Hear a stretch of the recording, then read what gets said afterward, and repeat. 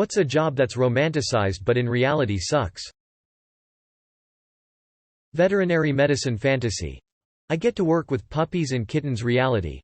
A 3-month-old kitten died in my care. I've seen so much gore and blood and neglect. I've sent animals home with invasive cancers because family can't afford treatment. I've been the only comfort shelter animals knew before they left this world. It is a specific and exhausting kind of pain, and it isn't really talked about enough. People who say they couldn't do it because of the euthanasia have no idea. Edit. Thank you to those of you who were kind and respectful. I will not be interacting anymore as recounting some of this is a little emotionally exhausting. But I'm going to plug this link for anyone, vet med or not. Link. Have a good night everyone and be kind to all living things. I strongly suspect being a spy doesn't involve half as many high-tech gadgets and spontaneous sexual intercourse as have been led to believe. Edit. Thanks for all the awards and wow. The way my inbox just blew up you'd think I'd started an OnlyFans. Architect. You think you'll be designing big fancy iconic buildings. Warehouses, Walmarts, strip malls, and shitbox apartments all need architects, and that's probably what you'll end up doing. Apparently lifeguard, because nobody can find them anymore. Hey man, want to be responsible for a ton of lives for minimum wage in the hot sun? You're also going to be mistaken for a babysitter, mocked for trying to create a safe environment, and pressured to cover your unreliable coworkers' shifts. Where do I sign up? Computer game development, especially testing. That is the ass end of an industry that is mostly ass. So all of the jobs then? Everyone used to think it was awesome that I worked in live sports TV. 70% of the people I worked with were miserable pricks with overinflated egos, and then there were the athletes. Most, not all, jobs in the environmental sector. Pay is usually quite low. You tend to work in very ugly places, landfills, contaminated sites. You are expected to get jobs done in half the time you really need with as few resources as possible. And if you are consulting for other companies, nobody really wants to be working with you to save the environment. They generally are just trying to barely meet some regulations. Edit. There are definitely exceptions, as some commenters have pointed out. Some people find a niche that works out very well for them. Just sharing my personal experience and that of other environmental professionals I have known. Edit number 2.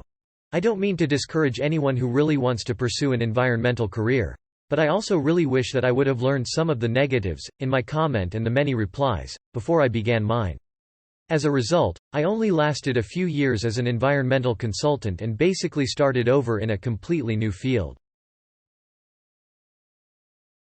Journalist. Expectation. I'm gonna be the next Hunter S. Thompson and write compelling feature pieces with a unique voice and get paid to travel the world. Reality. Talking to my editor about how my contact from the cat fashion show won't call me back or do an interview unless we pay them $80 or adopt 2 cats. Game tester. I worked as a game tester for EA for almost 3 years. Here's what it's like. Imagine a game type you don't like. Maybe soccer games. Maybe an RTS. Whatever. You now play that game, 8 hours a day. But you don't play it. You test it. So let's imagine an RTS. You are told to test the resource acquisition systems. All you do is click around and make sure your guys can mine gold and harvest lumber. You click around the map and mine in forest.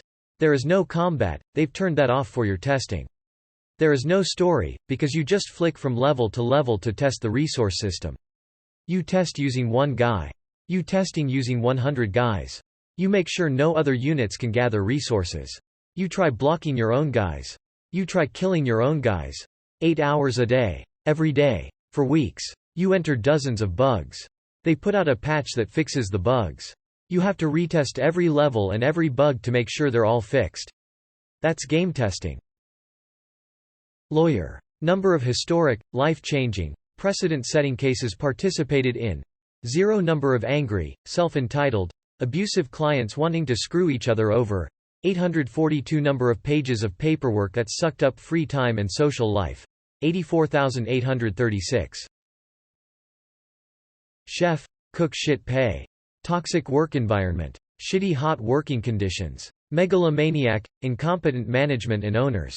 Long shitty hours. Working every weekend and every holiday. The only people you will see regularly are your coworkers. And most people descend into alcoholism or drug abuse to cope. Most people get into it because they're passionate about it, and most bosses will take advantage of this. I spent 10 years in this field.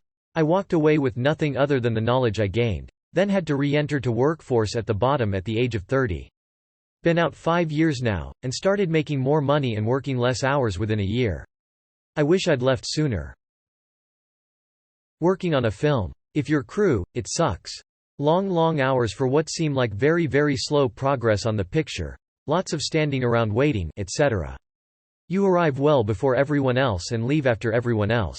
If this is an indie production, you also may have to beg, chase down for your pay at the end of each week. Oh, and when the film wraps, you're now unemployed. From what I've understood, being a cowboy is really awful. Gunslingers and bandits too. Literature often portrays them as folk heroes who wore flashy, studded suits and gun belts and traipsed around towns like they owned them, striking fear into civilians and lawmen alike. However, the reality of the matter is that these guys were nothing more than common criminals and fugitives who were always on the run, could never settle down and relax, and often had only a rope or bullet to the head to look forward to at the end of their incredibly short lives. Or tuberculosis. Ballerina. Fortunately, you won't be doing it for very long. In order to have a shot at dancing ballet professionally, you have to train your entire life. Once you make it, you'll be paid so little that you'll share lodging with a half-dozen other dancers since you make less than a server at a casual dining restaurant. And even then, the odds of still being a professional dancer after 30 are almost nil. If you want to stay in the field, you basically have to move into teaching, which tends to pay so poorly that you'll need to find a second job. Source. Married a former professional ballerina.